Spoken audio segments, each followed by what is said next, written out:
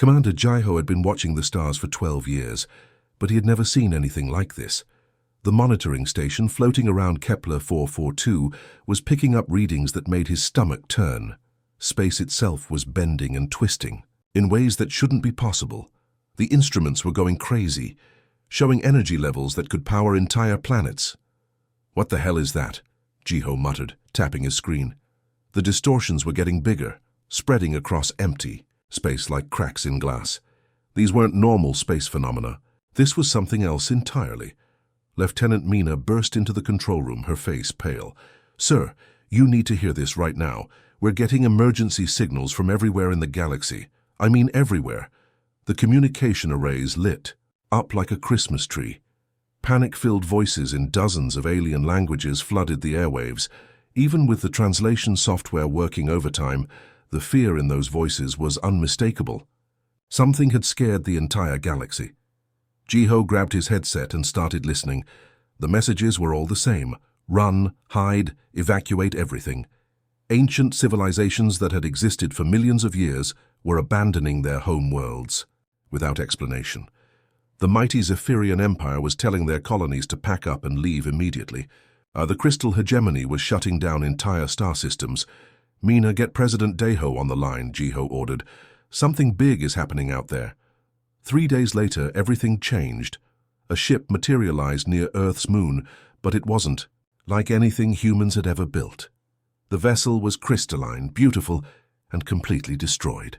Huge chunks were missing from its hull, and strange energy was leaking out like blood from a wound. The rescue teams found one survivor inside. The alien looked like living crystal, with light flowing through its transparent body. When it spoke, its voice sounded like wind chimes in a storm.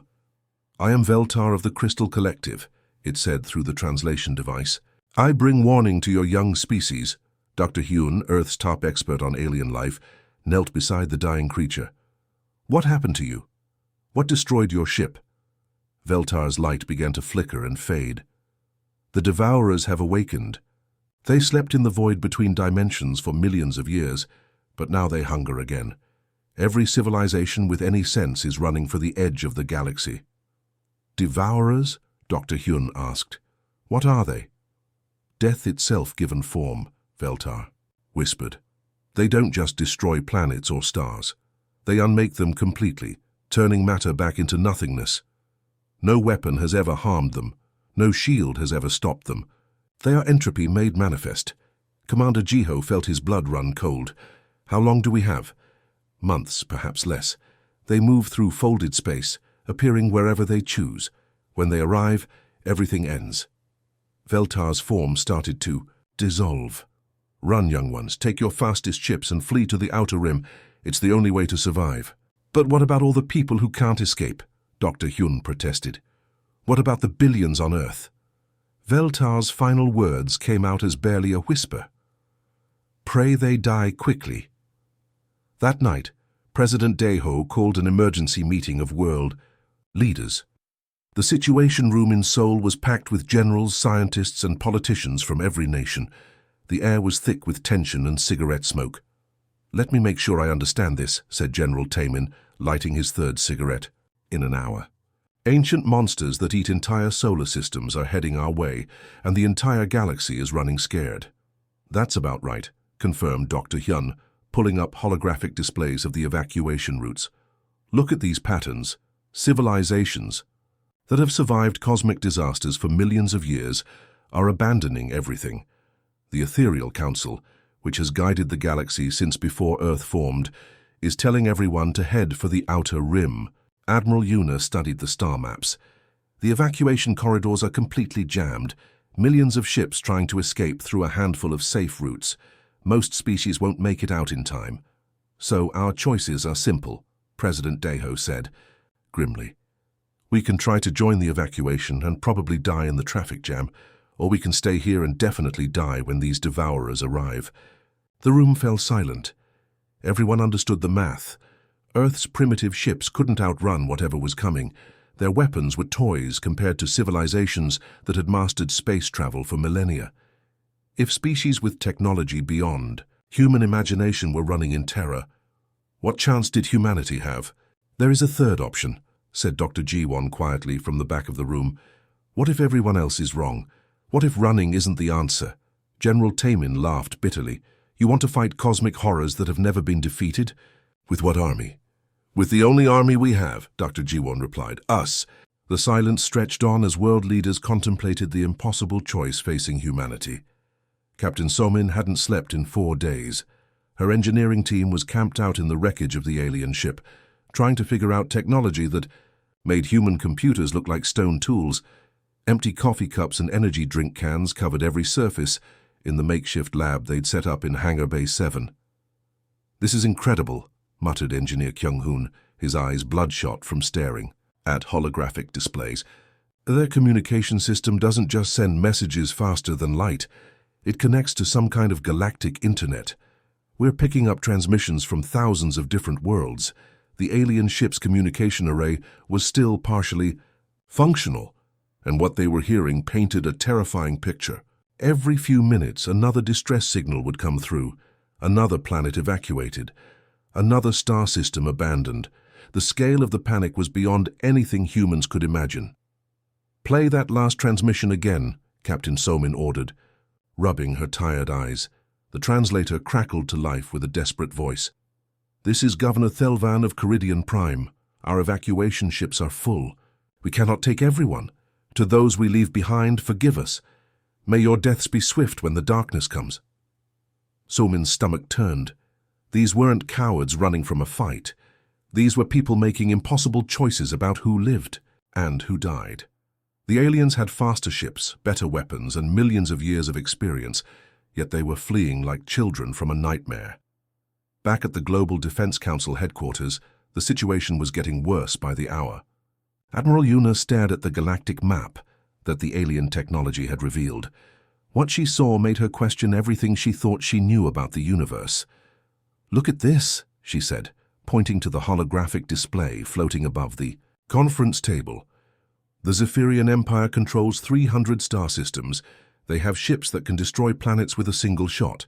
But instead of fighting, they're running away faster than their own evacuation transports." Minister Junho zoomed in on the evacuation routes. Red zones were spreading across the galaxy like a disease, marking areas that had been abandoned or were about to be. The blue lines showing escape routes were packed with tiny dots representing millions of refugee ships. "The math doesn't work," he said grimly. "Look at these numbers. The Crystalline Collective alone has 40 billion citizens across their core worlds. Their fastest evacuation scenario gets maybe 10% of them to safety before the Devourers arrive." General Tamin lit another cigarette and stared at the display. "So 36 billion people are being left to die because running away is the only option anyone can think of." The intercepted communications kept coming in, each one more desperate than the last. They learned that the Devourers weren't like any enemy the galaxy had ever faced. They weren't invaders looking for resources or territory. They were something far worse. Dr. Chanwu had been analyzing the alien data files for days, trying to understand what they were really dealing with. What he found kept him awake at night. "They're not alive in any way we understand," he explained to the assembled leaders. "The Devourers are entropy itself given form. They don't destroy matter. They unmake it, breaking down the fundamental forces that hold atoms together. When they're finished, there's nothing left, not even empty space." "How is that possible?" asked President Deho. "According to these records, they exist partially outside our dimension. That's why conventional weapons can't touch them. You can't shoot something that only partly exists in our reality." Dr. Chanwu pulled up images from previous encounters. Every civilization has tried to fight them. The Vortan Empire had ships the size of moons. The ancient builders could manipulate space-time itself. All of them failed. The room fell silent as they absorbed this information. Then the communication array crackled to life with a new transmission. This one was different, older, more tired. "Greetings, young species. Of Earth, I am Kethmore of the Ethereal Council. We have observed your primitive attempts to understand the crisis facing our galaxy." Admiral Yuna quickly activated the response transmitter. "This is Admiral Yuna of Earth's Global Defense Council. We're trying to understand what we're facing." "You face extinction, as do we all," came the weary reply. The Devourers last awakened 67 million years ago. Every species in the galaxy that tried to fight them was erased from existence. Only those who fled to the void between galaxies survived to tell the tale. Surely someone found a way to hurt them, General Taman interjected. Kethmore's laugh was bitter. Young warrior, species far greater than yours have tried everything. Planet-killing weapons, reality-warping technology, even attempts to collapse dimensions themselves. Nothing works. The Devourers are a force of nature, like gravity or time. You cannot fight the fundamental laws of the universe. Dr. Ji-won had been quietly listening to everything, taking notes and running calculations on her tablet. Finally, she looked up from her work. "What if you're all wrong?" she said simply. The room turned to stare at her. Even the alien transmission went quiet. "What if the problem isn't that you can't hurt them," she continued, "but that you're all trying to hurt them in the same way? Every civilization in galactic history has tried to fight the Devourers like they were just another enemy with bigger guns. But what if they're not?" "Explain," Admiral Yuna ordered. Dr. Ji-won stood up and walked to the galactic map. "Look at the pattern. Every species that encounters the Devourers does the same thing. They try to destroy them with their most powerful weapons, and when that fails, they run. It's logical, predictable behavior." "And your point is?" General Taman asked impatiently. "My point is that maybe logic and predictability are exactly what the Devourers expect. Maybe what we need isn't a better weapon. Maybe we need a completely different approach." President Daiho leaned forward. "Are you suggesting we try to communicate with them?" "I'm suggesting we do something no other species has ever tried," Dr. Ji-won replied. "Something so crazy and unpredictable that even cosmic forces of entropy won't see it coming." The room fell silent again as humanity contemplated the impossible, fighting an unwinnable war with weapons that didn't exist against an enemy that couldn't be defeated. But for the first time since the crisis began, there was something new in the air. Not hope exactly, but something even more dangerous. Human curiosity. While every other species in the galaxy was packing their bags and running for their lives, Earth did something completely different. Instead of evacuation plans, humans started building weapons. Instead of refugee ships, they started commissioning warships. The decision came from the top. If humanity was going to die anyway, they were going to make it count. General Sang-hoon walked into the Pentagon with a folder marked Project Defiance and a grim smile on his face. Within hours, every military base on Earth was buzzing with activity. Factories that made cars were now building missile components. Companies that manufactured smartphones were suddenly producing targeting systems. Even civilian contractors were volunteering to help build humanity's last stand. "I need volunteers," General Sang-hoon announced at the first Project Defiance briefing. "I need people who understand that this is a one-way trip. I need soldiers who are more interested in taking the enemy down with them than in coming home alive." The response was overwhelming. Veterans came out of retirement. Young recruits signed up faster than the military could process them. Pilots, engineers, scientists, and even civilians with no military experience lined up to volunteer. The waiting lists grew so long that they had to turn people away. Captain Yeji stood on the bridge of the newly built warship Seoul's Vengeance, looking out at Earth through the viewport. Her crew was a mix of Korean naval officers, international volunteers, and civilian engineers who had never been in space before. They all knew the odds, and they all knew they probably weren't coming back. "Listen up, everyone," she announced, over the ship's intercom. "I want to make something clear from the start. We're not running away like every other species in the galaxy. We're not begging for mercy. We're not hoping someone else will save us. If we're going to die, we're going to die fighting, and we're going to take these cosmic bullies down with us." The cheers that erupted from every deck of the ship could be heard throughout the fleet. Back on Earth, the strategy meetings in Geneva were unlike anything in military history. Traditional warfare doctrine went out the window. Every crazy idea was considered. Every impossible weapon was discussed. The scientists and generals brainstorming humanity's defense looked less like a military council and more like a group of mad inventors. Colonel Min-sok stood up at one meeting and casually suggested ramming ships loaded with antimatter directly into the Devourers. If conventional weapons don't work, let's try unconventional physics. We build ships designed to explode with the force of dying stars. Dr. Hyeri, a physicist who normally studied black holes from a safe distance, raised her hand. What if we weaponize gravitational collapse? We could create artificial black holes and launch them at the enemy. If they exist partially outside our dimension, maybe extreme gravitational distortion will pull them back in. Commander Dongwu had an even crazier idea. Why stop at ships? Let's turn entire moons into kinetic weapons. We strap engines to asteroids and launch them at faster-than-light speeds. Even if they can't be hurt, maybe we can knock them around. The room buzzed with excitement as more ideas flew around. Someone suggested detonating nuclear weapons inside folded space. Another proposed creating quantum foam bombs that would destabilize reality itself. A civilian scientist wondered if they could collapse entire dimensions around the Devourers. Dr. Chanwu, who had been studying the alien data for weeks, finally stood up. I think I understand what we need to do. According to these records, the Devourers feed on organized matter and energy. They expect order, structure, predictable physics, so we hit them with pure chaos. Meaning what exactly? Asked General Sang-hoon. Meaning we break every rule of conventional warfare. Nuclear fire mixed with quantum uncertainty. Gravity bombs combined with dimensional tears. We throw everything at them at once, not in an organized battle plan, but in complete, beautiful chaos. Make it impossible for them to predict or adapt. Word of humanity's preparations spread across the galaxy through the alien communication networks. Other species monitored Earth's broadcasts with growing disbelief.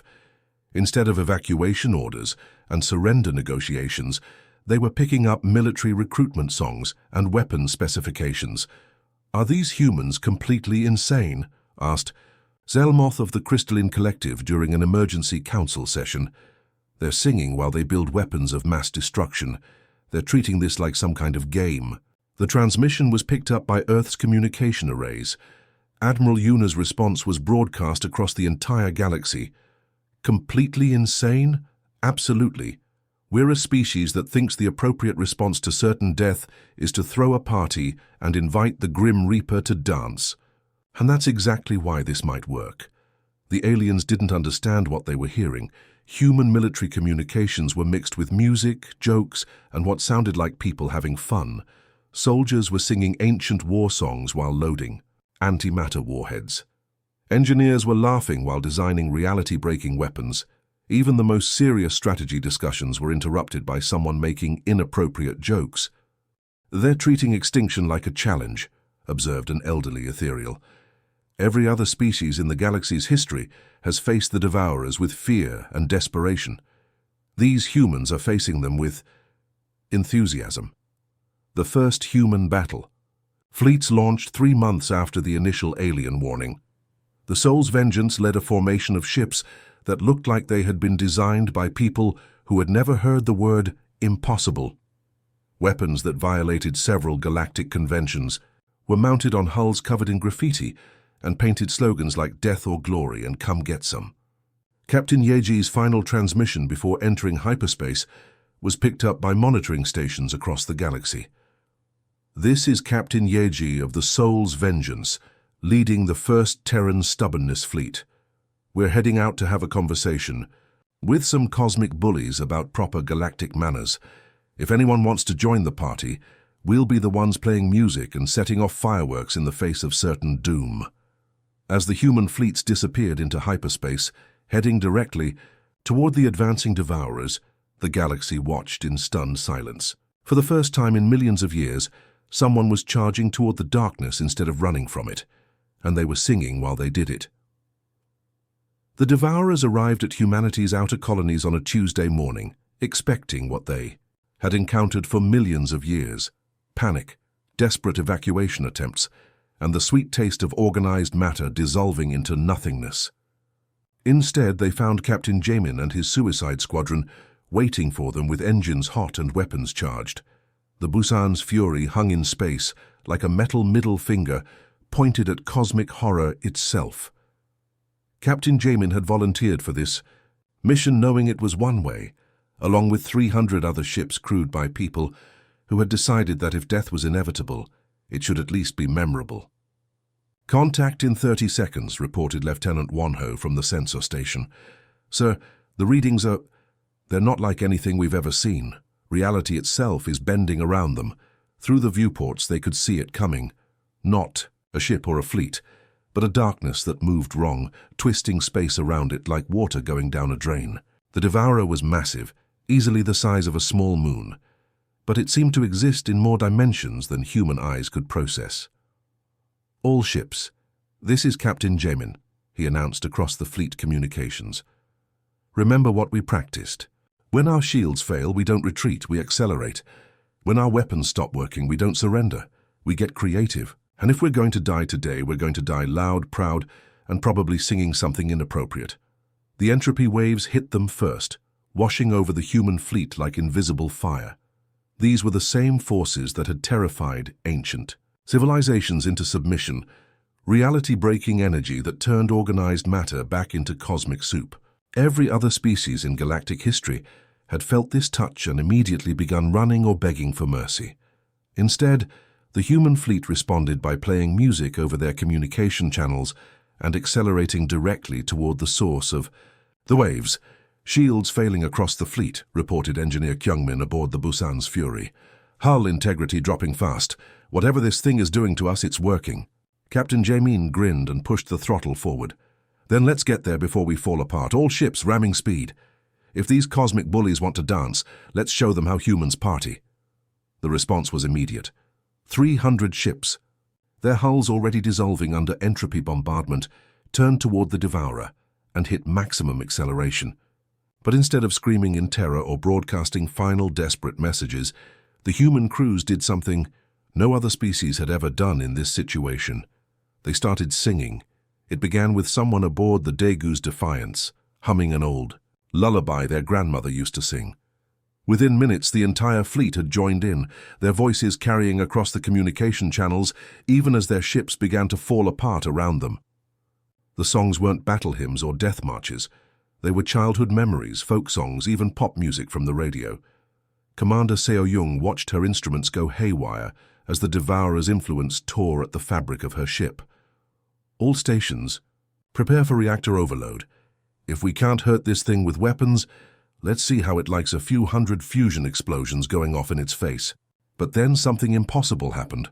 The readings on her sensors showed the Devourer slowing down, its approach becoming erratic. For the first time in recorded galactic history, one of these ancient horrors was showing uncertainty. "Command, this is Commander Seo-young aboard the Daegu's Defiance," she transmitted back to Earth, her voice crackling through damaged communication equipment. "I don't know how to explain this, but the target is hesitating. The Devourer is actually pausing like it doesn't know what to do with us." The ancient entity had expected the usual pattern: terror, flight, begging, and finally the sweet dissolution of organized matter into chaos. Instead, it was facing beings who treated its arrival like an interesting challenge. The humans weren't running away or breaking down in fear. They were running toward it while singing children's songs. For a creature of pure entropy that had existed since before most stars were born, this was completely outside its experience. The universal order had rules. Predators hunt, prey runs, death is feared. But these strange beings were breaking every cosmic law by treating extinction as just another problem to solve. Dr. Minsu's theories, developed in the safe laboratories of Earth, were proving correct in the most dangerous field test imaginable. The Devourers were creatures of pure entropy, designed to process and consume organized matter and energy. But chaos was different from entropy. Chaos was creative, unpredictable, and fundamentally opposed to the ordered destruction that the Devourers represented. And humans, it turned out, were really good at chaos. Lieutenant Yerin was aboard the Incheon's last stand when her ship's reactor finally reached critical overload. Instead of trying to escape or minimize the damage, she aimed her dying vessel directly at the confused Devourer and activated every explosive device on board simultaneously. "Earth Control, this is Lieutenant Yerin, and I've got news that's going..." To sound completely insane, she transmitted in her final seconds. We're actually winning this fight. I don't understand the physics, and I don't care about the logic, but these ancient cosmic horrors can't handle our stubborn human stupidity. They don't know what to do with prey that fights back with joy instead of fear. The explosion that consumed the Inchen's last stand was visible from 3 star systems away, but more importantly, it was the first time in millions of years that a devourer had actually recoiled from contact with another species. Across the galaxy, monitoring stations picked up the impossible transmission. Species that had fled in terror just days before listened in disbelief as humans reported success against an enemy that had never been defeated. The Ethereal Council's emergency session was interrupted by the news. "Impossible," declared Kethmore. "No species has ever harmed a devourer. They are forces of nature like gravity or time itself." But the sensor readings didn't lie. For the first time in cosmic history, the devourers were retreating, confused and apparently wounded by their encounter with a species too stubborn to follow the rules of predator and prey. Back at the battle site, Captain Jamin's final transmission reached Earth just as the Busan's Fury completed its kamikaze run into the devourer's core. "Control, this is Jamin. Mission accomplished. These things might be older than stars, but they've never met anything as aggressively unreasonable as a human being having a bad day. Send more ships and tell them to bring the really inappropriate songs. We've got cosmic bullies to embarrass." The impossible had happened. Humanity's first contact with cosmic horror had ended not in extinction, but in the ancient horrors learning that some prey bite back harder than predators can handle. 6 months after humanity's first encounter with cosmic horror, something unprecedented happened in galactic history. The Devourers, ancient entities that had terrorized the galaxy for millions of years, packed up and left. They retreated into the spaces between dimensions, apparently deciding that dealing with humans was more trouble than it was worth. The news spread across the galaxy like wildfire. Species that had fled their homeworlds in terror were now receiving reports that the impossible had happened. The unstoppable force had been stopped by an immovable object called human stubbornness. Admiral Dong Yun stood in the command center of the newly constructed Solar Defense Network headquarters, watching displays that showed patrol fleets spread across dozens of star systems. What had started as humanity's desperate last stand had somehow turned into the galaxy's new security system. "Status report," he called out to his officers. Captain Yunji looked up from her tactical display. "Third Fleet is completing their sweep of the Vega sector. No Devourer fragments detected, but we're picking up some weird energy readings near the old Zephyrian colonies. Might be leftover dimensional. Tears. Send Commander Sionho's task force to investigate," Admiral Dongyun ordered. "And remind them, if they find anything that looks like it wants to eat reality, they call for backup before they start shooting at it."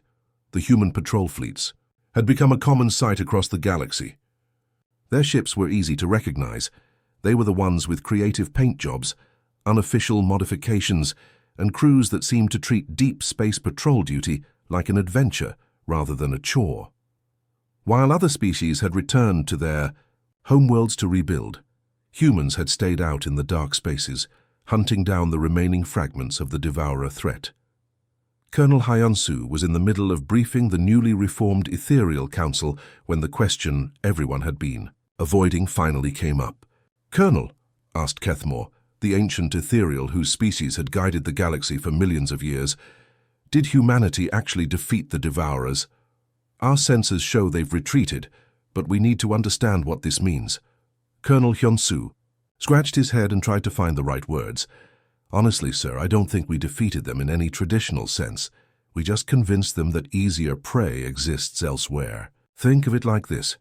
If you're a cosmic horror used to eating terrified civilizations, and suddenly you encounter a species that treats your arrival like an invitation to a street fight, you might decide to find a quieter neighborhood."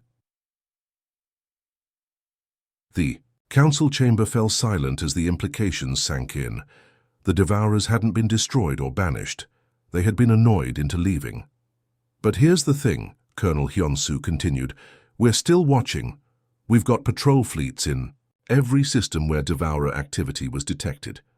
If they come back, we'll be ready.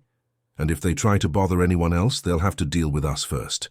The Ethereal Council's response was swift and unprecedented. They offered humanity immediate membership among the galaxy's elder species, a position of honor and authority that typically took millions of years to achieve. The offer came with advanced technology, territorial rights, and a seat at the table where cosmic policy was decided. President Nara's response was broadcast across every inhabited system in the galaxy. We're honored by the offer, really we are, but we're going to have to pass. Someone needs to guard the neighborhood, and we're apparently too stubborn to quit. Besides, we kind of like the job. The reaction across the galaxy was mixed. Some species were relieved to have humans standing watch. Others were confused by a species that would turn down cosmic authority to remain galactic security guards. A few were quietly grateful that someone else was willing to handle the universe's pest control problems. As evacuated civilizations began returning to their homeworlds, they found human ships already there, setting up early warning networks and patrol routes. The installations were typically human, functional but decorated with graffiti, unofficial modifications, and what appeared to be recreational facilities built into defensive platforms. Captain Sungmin commanded one of these patrol stations in the former Zephyrian territory. "We're not here to rule anyone," he explained to the returning Zephyrian refugees. "We're just here to make sure the cosmic bullies don't come back. You folks rebuild your lives, and we'll keep the nightmares at bay." The Zephyrians, who had spent months in terror-filled evacuation, found it strange to be protected by a species they had never heard of 6 months earlier. But they couldn't argue with the results. For the first time in galactic history, the Devourers had been turned away, and the humans were making sure they stayed away. Admiral Bora established the Deep Space Monitoring Network, a system of sensors and patrol ships that extended beyond the galaxy's edge. "We learned something important," she explained to her officers. "The universe is bigger and stranger than we thought, and there are things out there that view entire civilizations as snacks. Someone needs to keep watch, and it might as well be us." Her crews were volunteers, people who had signed up knowing they might spend years in deep space, far from Earth and civilization. They patrolled the void between galaxies, watched for signs of returning threats, and sent regular reports back to headquarters that usually ended with "all quiet on the cosmic front." Dr. Youngsu spent months analyzing the data from humanity's encounters with the Devourers. His final report to the Global Defense Council was surprisingly simple. The galaxy has learned an important lesson. Sometimes the best response to ancient evil isn't superior technology or ancient wisdom.